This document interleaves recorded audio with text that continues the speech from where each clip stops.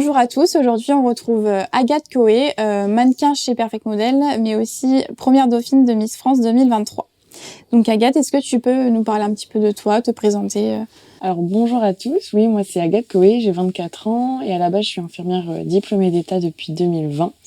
Je suis aussi mannequin chez Perfect Model et Miss Nord-Pas-de-Calais 2022 et première dauphine de Miss France 2023. D'accord, donc tu as plusieurs casquettes. Donc justement, tu as une double expérience, donc Miss et mannequin. Peux-tu nous parler de ton expérience de Miss et quels sont les critères de sélection ? Alors c'est vrai que j'ai double expérience, mannequin et Miss, et c'est vrai que c'est les deux milieux qui sont totalement différents. On peut croire que ça se ressemble, mais au final, pas vraiment. Alors oui, je peux parler de mon expérience de Miss, une expérience qui reste quand même humaine et qui m'a fait beaucoup évoluer sur un an, parce que j'ai été élue Miss Amandinois, donc c'est Miss locale, en mars 2022. Donc voilà, il y a quand même un petit parcours qui a été fait, et voilà, ça m'a permis aussi de me découvrir moi-même et de grandir. De prendre confiance en toi. Tout à fait, aussi. Donc, comme tu nous as dit, c'est deux univers complètement différents. Selon toi, qu'est-ce qui différencie le monde du mannequinat à celui de Miss ?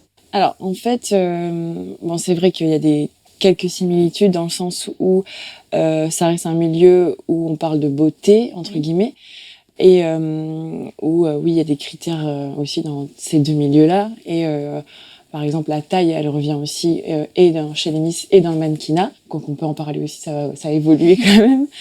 Comme moi, j'ai vécu les deux, je peux dire qu'il y a quand même une différence au niveau, on va dire, au niveau des poses, etc. Il faut aimer, c'est très cadré. Voilà, on a une image à tenir. Après, je dis pas mannequin aussi, mais c'est deux images qui sont différentes. Parce que mannequin, on garde aussi sa personnalité, peut-être plus, et puis c'est moins dévoilé, on va dire, au public. C'est pas très, t'es mannequin, t'es pas médiatisé en soi, donc. Et voilà, la différence aussi, c'est ça, c'est que même par rapport aux poses, etc., mannequin, c'est complètement différent. Les poses entre le mannequinat et les poses Miss, entre guillemets, ça n'a rien à voir. Miss, c'est plus cadré dans le sens protocole, etc. Enfin, je sais pas comment expliquer, mais et mannequin mode, par exemple, c'est carrément des poses complètement différentes. On t'apprend à casser ton corps, etc. Alors que Miss, il faut être droite, il faut quand même bien se tenir, etc. En public, voilà. Oui, en tant que mannequin, il te faut vraiment une attitude, voilà, c'est une ça. Personnalité bien développée. Bon, ouais. Pour les Miss aussi, mais c'est vrai que c'est deux univers complètement différents. C'est ça. Selon toi, et avec ton vécu, est-ce que tu penses qu'il y ait une évolution des critères de beauté et donc de sélection des Miss, plus ou moins strictes ? Alors, il y a les critères de beauté en soi. Oui, il y a une évolution parce que la société évolue et forcément les critères de beauté évoluent en même temps, on va dire. Et puis, d'ailleurs, depuis cette année, enfin l'année dernière du coup, ça évolue aussi au niveau des critères. Miss France, ils ont fait évoluer tout ça. Après, pas forcément en rapport avec la beauté, mais par rapport au concours en soi, ils ont fait évoluer que ce soit des femmes qui sont mariées, des femmes tatouées, des femmes voilà, qui ont des enfants, etc. Et maintenant, ça a changé. Et avant, il n'y avait pas du tout de cette possibilité-là dans ce concours. Et si on parle du milieu du mannequinat, est-ce que tu penses qu'il y a une certaine évolution Je pense aussi que ça a évolué, comme on voit un peu maintenant sur les mannequins, que ce soit sur les sites, etc. Enfin, il y a beaucoup d'évolution dans le sens où maintenant il y a le mannequin curve. Et puis je trouve qu'il y a moins aussi Enfin, on montre plus la vraie nature, la vraie valeur de la personne. C'est ça, et puis il y a moins de retouches, et ça c'est vraiment cool. Oui. On peut vraiment s'identifier au mannequin plus qu'avant. Je trouve qu'avant c'était la peau est toute lisse, voilà, oui, on est là, waouh. C'est de plus en plus naturel. C'est ça, et c'est ça qui est cool. Retrouves-tu dans le mannequinat l'aspect personnalité tant mise en avant dans le concours de Miss France ? Je crois qu'on en a un peu parlé tout à l'heure. Après, oui, je pense que dans le mannequinat, tu gardes ta personnalité et ta propre personnalité aussi, parce que c'est ce que tu vas dégager aussi en photo, etc. Et c'est ce qui va faire de toi ta personne. Mais aussi dans les Miss, c'est ce qui va aussi te pousser les gens à voter pour toi aussi. C'est ce que tu vas dégager, c'est ta personnalité. Oui, te différencier des autres. Parce qu'au final, une Miss, ça n'a pas de talent. C'est la personne en elle-même qui va dégager quelque chose. Et là, les gens ils vont dire « Ah j'aime bien ce qu'elle dégage, j'aime bien sa personnalité. » Et c'est pour ça aussi que je vais voter pour elle. Donc la personnalité est aussi importante dans pense le monde des Miss oui. que dans celui du mannequinat. Ouais, tout à fait, je pense. Très bien.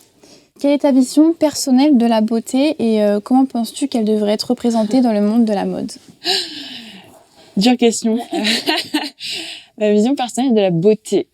Alors, pour moi, la beauté en soi, je peux trouver quelqu'un de beau par ses traits physiques, c'est-à-dire que oui, après la beauté c'est subjectif, Oui, donc exact. voilà, je peux trouver quelqu'un beau et toi tu vas me dire maintenant il est trop moche, tu vois, j'en sais rien. Mais au-delà de ça, je pense que c'est ce qui va dégager la personne, c'est-à-dire que par exemple il y a quelqu'un qui va rentrer, je vais trouver beau, je vais dire waouh, il est super beau ou elle est super belle, et quand elle va parler, des fois la beauté, elle va retomber. Je sais pas si tu vois ce que je veux dire. Ça va pas durer forcément. Elle va dire, oh, bon, au final, oui, elle est belle, mais des fois, avec ce qu'elle dégage ou ce qu'il dégage, ça va ternir. Donc on en revient toujours au trait de personnalité. Ouais, c'est ça. C'est vrai que la personnalité, c'est super important et que ça peut aussi... jouer, à contrario, oui, voilà. ce qu'elle va dégager, le charisme, en fait, c'est C'est ça. Hein. Le charisme, c'est ce qui, pour moi, c'est la définition de la beauté. C'est ce que tu as dégagé. Le concours de Miss est un concours hyper féminin. Penses-tu qu'il représente réellement la femme? C'est un concours hyper féminin, oui, qui existe depuis des années et des années. Et je pense que oui, en fait, c'est les valeurs de la femme, par exemple, de 2023 là, qu'on représente par le concours. Je pense que oui, c'est des valeurs défendues par la femme. Après, en soi, on ne peut pas représenter toutes les femmes, puisqu'on a peut-être les mêmes valeurs, mais toutes les femmes sont différentes aussi. Après, ce qu'on va faire, c'est essayer de représenter les valeurs et de les défendre un maximum, c'est-à-dire la femme libre, indépendante, combative, qui s'assume. C'est ça quoi, qu'on veut défendre. D'accord. En quoi consiste la formation en amont du concours? Alors, la formation en amont du concours, il n'y en a pas vraiment, parce qu'en fait, il n'y a pas vraiment de formation. C'est que, en gros, tu t'inscris, tu passes des castings, et au casting, voilà, tu te présentes, tu défiles, maillot de bain, en robe, en talons, et aussi, ouais, tu te présentes toi et tu te décris. Et après les castings, tu passes des élections. Il y a les élections locales.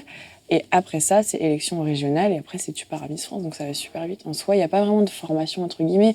On est, on va dire, bien coaché quand on devient Miss régionale par notre comité qui va nous préparer à Miss France en disant, bon, bah là, voilà, il y a ça qui t'attend. Et voilà, on est bien préparé. Mais c'est tout. Après, on n'a pas beaucoup de temps parce qu'en octobre, on part en novembre. Quoi. Donc, ouais.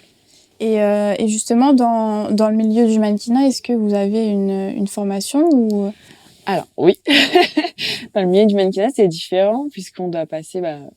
chez Perfect Model, on passe une formation, entre guillemets. On apprend aussi à poser, on apprend à défiler et on a aussi... on passe devant un jury et voilà, hein, c'est quand même bien cadré. Et c'est pour ça qu'à chaque fois, d'ailleurs, les clients sont quand même contents des mannequins de chez Perfect. D'accord, donc on vous forme aussi pour vous proposer directement aux clients.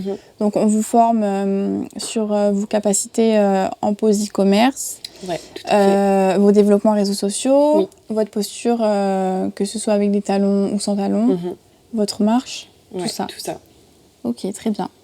Et est-ce que tu ressens une certaine pression avec ta présence sur les réseaux sociaux et le besoin de toujours être au top et être vraiment...